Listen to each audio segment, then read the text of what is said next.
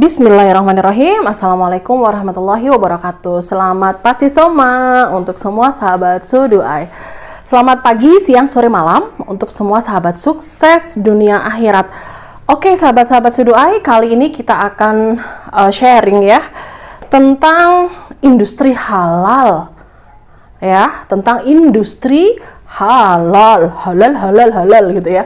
Oke sahabat-sahabat Suduai, mungkin sahabat Suduai ada yang baper ya, karena apa? Mosok sih panci aja dikasih label halal gitu ya, kulkas ditempelin di depannya halal gitu, itu maksudnya apa gitu ya? Maksudnya apa ini? Kok panci ada halalnya, teflon ada label halal, kulkas ada label halal gitu.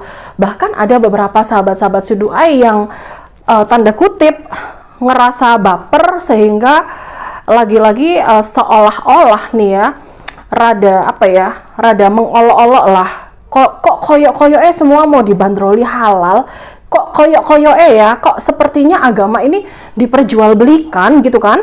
Ada beberapa opini-opini yang seperti itu.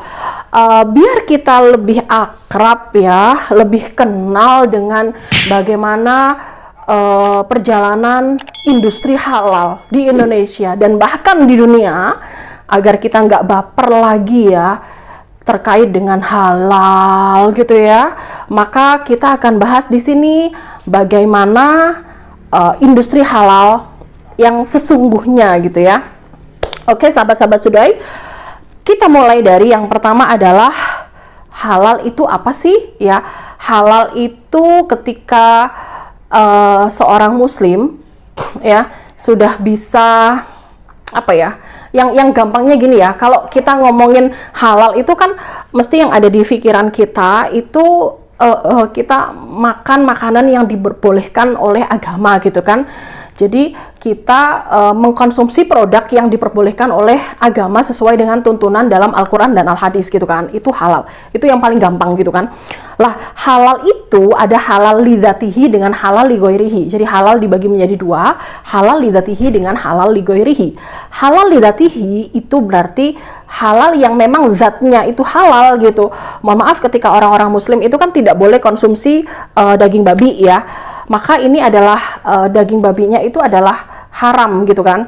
Jadi kalau mau kita masukkan ke kategori halal yang di area makanan, berarti makanan tersebut memang sudah halal dari zatnya yang dihalalkan, seperti ayam gitu kan, seperti ikan dan yang lain sebagainya.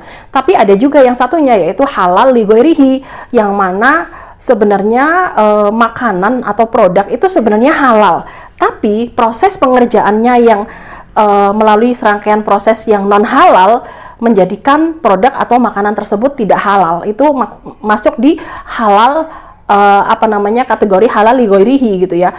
Misalnya ketika kita makan ayam itu ketika ayamnya pun diproses dengan tata cara yang tidak halal, maka ayam ini yang awalnya adalah halal, zatnya adalah halal, tapi dia bisa menjadi haram karena diproses dengan cara yang tidak halal. Misalnya apa? Misalnya ayamnya udah bangkai, ya, ayamnya sendiri kan halal, tapi kemudian dia udah mati ketabrak mobil gitu ya, terus dimasak, berarti ini ayam ini haram. Haramnya itu bukan zatnya yang bikin dia haram, tapi ini masuk ke haram yang karena aspek lain gitu ya. Jadi ini terkait dengan tadi pengertian halal ataupun kategori halal, yaitu halal itu bisa halal zatnya sendiri yang bikin halal, ataupun halal karena aspek lain, yaitu halal ligoirihi. Jadi itu adalah sedikit lah pengertian tentang halal ya, yang paling gampang gitu kan. Kemudian sahabat-sahabat Suduai, kenapa kita sekarang ngomongin industri halal ya? Industri itu apa sih? Kegiatan ekonomi yang mengolah bahan mentah, bahan baku, bahan yang setengah jadi gitu ya, menjadi barang-barang dengan nilai tinggi untuk bisa dimanfaatkan oleh manusia. Itu industri. Lah kalau industri halal itu kaitannya dengan bagaimana kegiatan ekonomi yang terkait dengan pengolahan barang mentah, setengah mentah, bahan baku gitu ya, menjadi produk yang bernilai guna untuk manusia. Itu industri, dan mempertimbangkan gitu ya, dan mengutamakan gitu ya aspek kehalalan gitu. Sahabat-sahabat Seduai, bagi yang baper-baper tentang yang berkaitan dengan halal nih ya, kayak tadi yang saya udah sebutin di depan itu ada panci halal, kulkas halal gitu. Baiklah, kita mulai dari fenomena. Kita potret nih ya fenomena. Cekrek gitu ya motretnya ya. Di Korea Selatan itu sahabat Seduai, Korea Selatan itu sudah mensosialisasikan ya wisata halal untuk membuka ceruk orang-orang non-muslim yang ingin berwisata ke Korea ya, yang ingin jalan-jalan di Korea. Dan Korea ini luar biasa, Korea Selatan maksudnya ya, Korea Selatan ini luar biasa. Dia mengambil peluang ekonomi ya untuk memajukan industri halal di negaranya. Misalnya apa? Korea itu Korea Selatan, Korsel gitu ya. Korsel itu membentuk Halal Food Industry Development Plan di tahun 2015. Bayangin, kita masih ngomongin ini halal lebay gitu. Tapi di Korea udah action, udah maju. Majunya udah beberapa langkah di depan kita. Tahun 2015, bayangin, 6 tahun yang lalu ya. Mereka sudah bikin Halal Food Industry Development Plan. Jadi ada perencanaan untuk pengembangan industri halal yang di area makanan. Ya, jadi di Korea ini memperlibatkan rencana ini melibatkan beberapa kementerian, bayangin ya, ada Kementerian Pertanian, Pangan dan Urusan Pedesaan ya, kemudian ada Kementerian Urusan Makanan dan Keamanan Obat. Dan yang mereka lakukan adalah mereka membuat pemotongan hewan halal dan memperkuat kompetensi lembaga sertifikasi halal. Mereka juga menetapkan industri halal dari hilir ke hulu ya. Kemudian mereka juga memperbolehkan label-label halal untuk produk-produk makanan dan minuman mereka. Dan mereka juga punya peternakan dan membentuk pusat penunjang bagi pengembangan industri halal.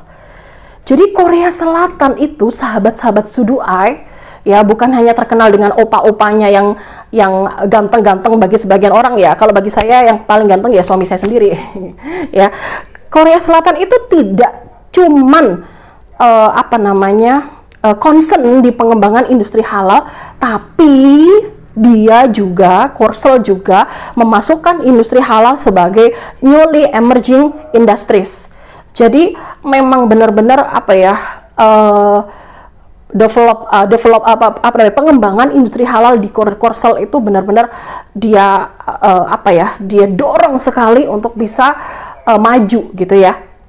Bukan hanya itu sahabat-sahabat Seduai, di skala dunia nih ya, besarnya potensi industri halal juga mendorong pelaku bisnis yang skalanya internasional nih ya, dunia nih ya, global nih ya, untuk bisa melakukan adaptasi terhadap perkembangan tersebut. Misalnya apa? Misalnya ada perusahaan-perusahaan farmasi yang skalanya internasional. Misalnya ada farmasi multinasional ya, ada Novartis, ada Teva Teva ya, perusahaan Teva, kemudian ada perusahaan Sun Pharmaceuticals, dan perusahaan-perusahaan yang lain, perusahaan-perusahaan farmasi yang internasional. Mereka berusaha untuk juga bisa mendapatkan sertifikasi halal atas obat-obatan yang mereka produksi. Dan perusahaan kimia yang terbesar ya sahabat-sahabat Seduai, ada BASF ya, itu juga telah mendapatkan sertifikasi halal bagi 145 bahan dasar untuk apa? Untuk personal care, untuk pembersih seperti kayak pembersih wajah, sabun, deterjen dan yang lain sebagainya. Itu yang skalanya multinasional perusahaannya. Ada juga nih sahabat-sahabat Seduai produsen-produsen untuk baju olahraga ya, yang udah sahabat Seduai kenal banget ya. Kadang-kadang suka pakai sepatunya ya, ada Nike. Itu dia mengeluarkan jilbab khusus olahraga misalnya dan yang lain sebagainya. Jadi industri halal ini udah udah skalanya udah internasional, udah multinasional, udah bukan zamannya lagi sahabat-sahabat Suduai berdebat nih. Ini panci kok bisa halal ya? Emangnya pancinya udah syahadat? Enggak gitu ya. Tapi harus dipahami bahwa halal itu juga yang berkaitan dengan halal li ghairihi. Misalnya kalau produsen panci itu udah ngekasih label itu pancinya halal, berarti dia mempertimbangkan misalnya aspek permodalan, dia tidak memasukkan unsur riba ya di dalam permodalan di produksi panci tersebut. Ya, misalnya dia sudah memperhatikan kesejahteraan karyawannya dengan baik. Misalnya dia sudah melakukan upaya-upaya yang berkaitan dengan social responsibility ya, Islamic social responsibility dan yang lain sebagainya. Jadi aspek halal itu nggak cuman berkaitan dengan hewan-hewan hidup ya, misalnya ayam, misalnya daging, ikan dan yang lain sebagainya. Jadi produk-produk yang sifatnya benda-benda itu juga bisa dikasih label halal karena ada proses ya yang berkaitan dengan proses produksinya produk tersebut telah melalui uji kehalalan dari hulu ke hilir. Seperti itu yang paling gampang ya untuk menjelasinnya.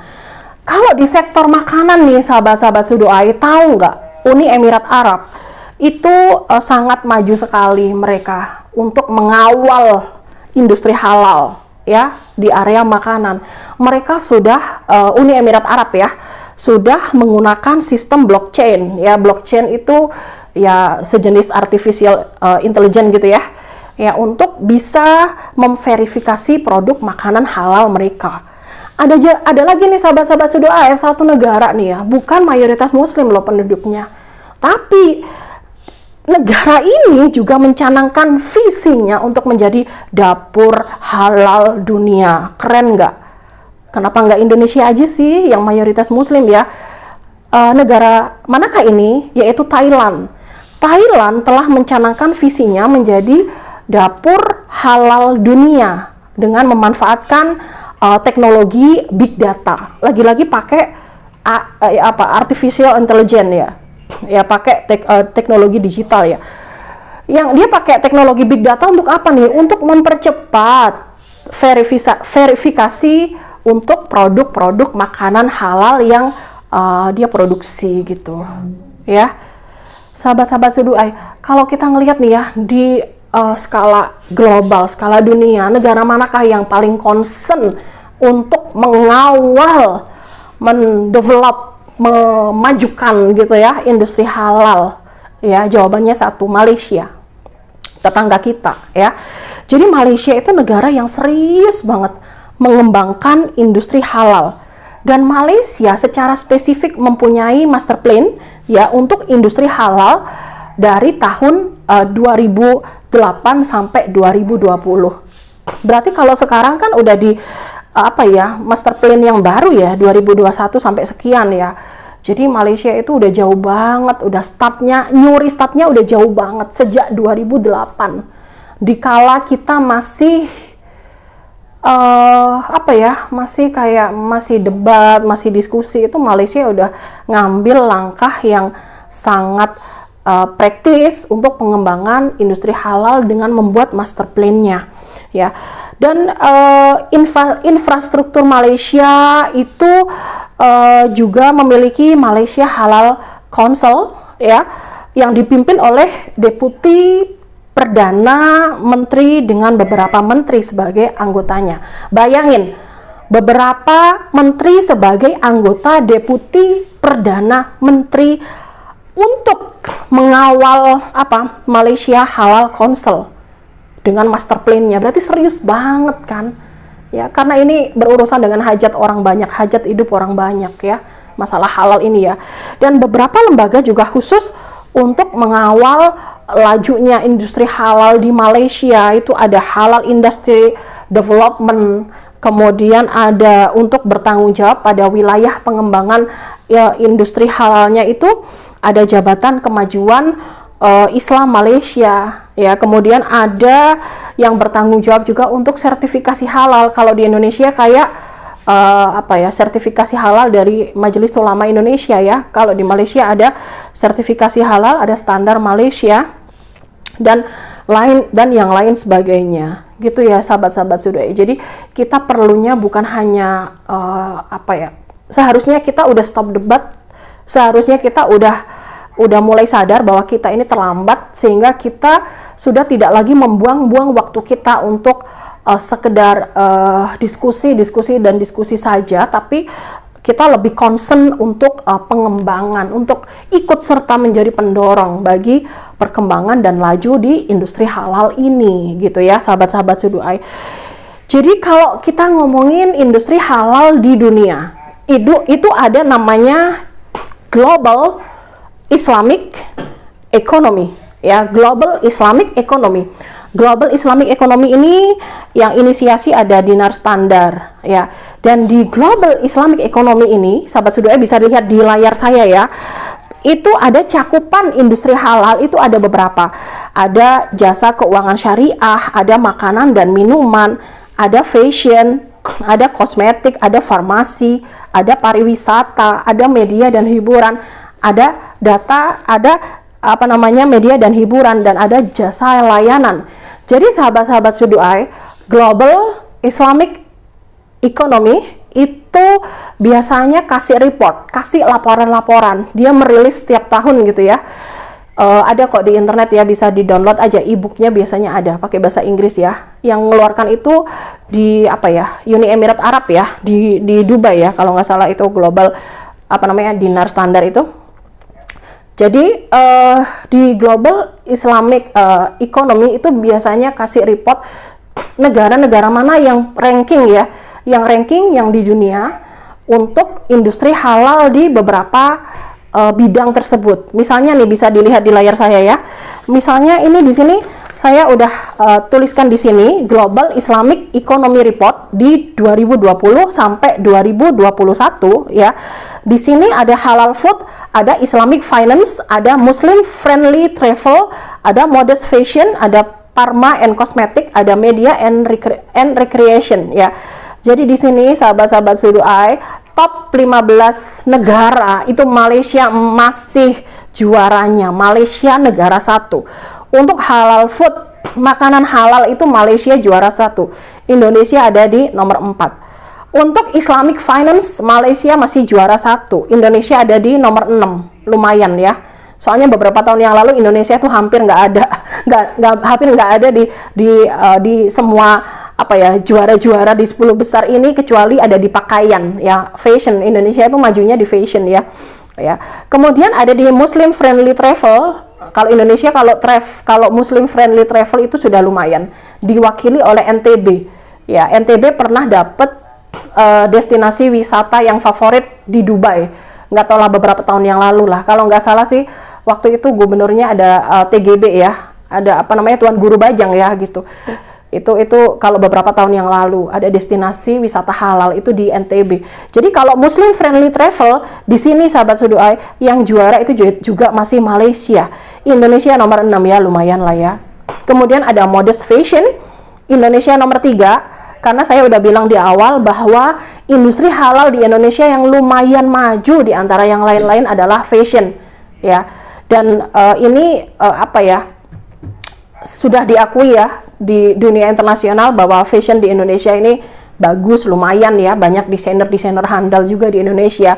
Jadi di sini yang nomor 1 adalah Uni Emirat Arab, dan nomor 2 Turki, dan nomor 3 Indonesia. Malaysia nomor 4 gitu ya.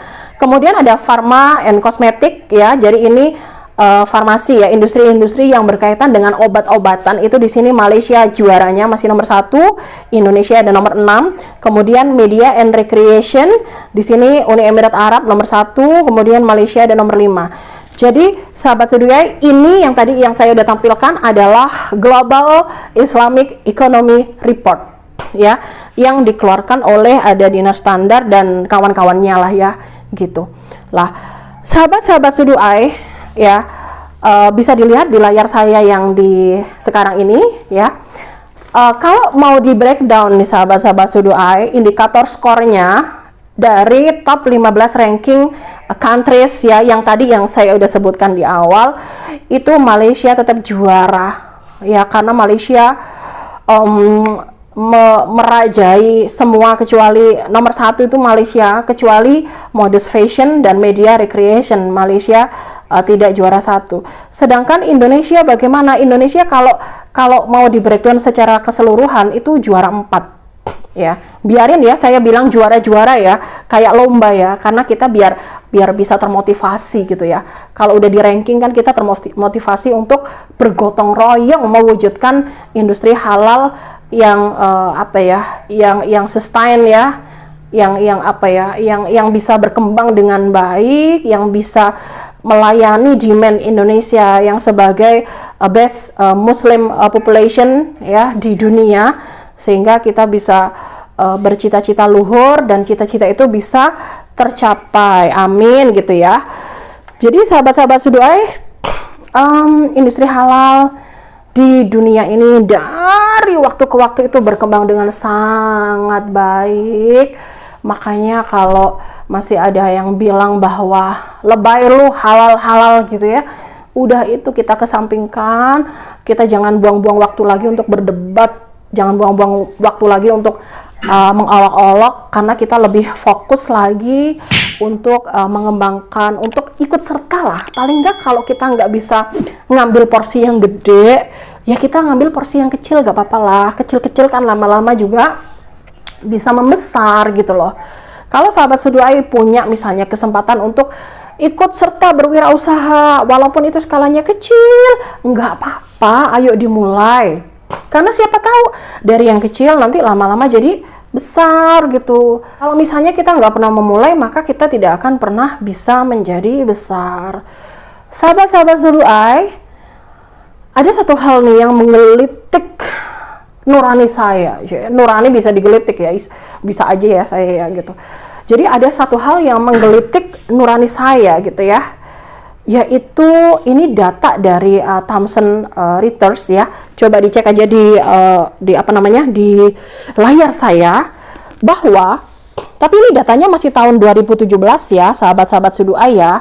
Gitu, nggak apa-apa ya, saya kasih data 2017 ya, karena saya belum nyari lagi ya. Ini PPT saya yang lagi-lagi yang kemarin gitu ya. Jadi di sini sahabat Suduai, kita bisa cek nih, negara dengan pengeluaran makanan halal terbesar di dunia itu nomor 1 Indonesia. Kita nih orangnya hobi makan makanan halal gitu ya, sahabat-sahabat Suduai ya. Jadi Indonesia tuh nomor 1 untuk makan, untuk konsumsi, untuk beli produk-produk dan jasa-jasa halal. Ya wajar toh, karena Indonesia kan sebagai populasi Muslim terbesar di dunia, penduduk dengan yang penduduk di dunia yang beragama Islam yang terbesar itu ya Indonesia gitu.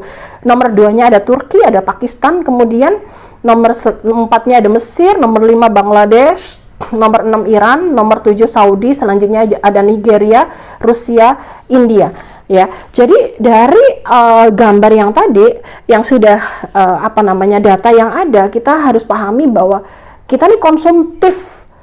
Ya wajar, karena orang hidup kan butuh konsumsi, dan pasarnya, demand-nya untuk industri halal terbesar di dunia adalah negara kita, Indonesia tercinta. Tapi nih sahabat-sahabat Suduai, boleh dilihat lagi di layar saya, di layar kaca saya, bahwa ya pasar bisnis makanan global berdasarkan eksportir utama. Jadi pangsa pasarnya untuk bisnis makanan halal global berdasarkan eksportir utamanya. Ini masih di data 2017, maaf ya, agak lama datanya. Ya, itu adalah yang pertama adalah USA, Amerika, kemudian Brazil, kemudian Nederland, ya Belanda, kemudian China, Jerman, baru Indonesia. Kemudian ada India, Thailand, Malaysia, UK, Inggris ya. Jadi sahabat-sahabat Suduai, coba kita renungkan dengan baik. Eksportir yang terbesar skala global untuk industri halal, untuk produk-produk halal itu nomor 1 Amerika. Padahal yang makan nomor 1 yang paling besar adalah orang Indonesia. Kenapa sih orang Indonesia nggak nggak menjadi raja aja di industri halal. Toh yang makan juga kita sendiri gitu loh. Bukankah kalau misalnya kita ngomongin aspek pertanian, bukankah tanah Indonesia ini hijau royo-royo gitu ya? Bukankah kalau kata di lagu itu bukan lautan tapi kolam susu gitu?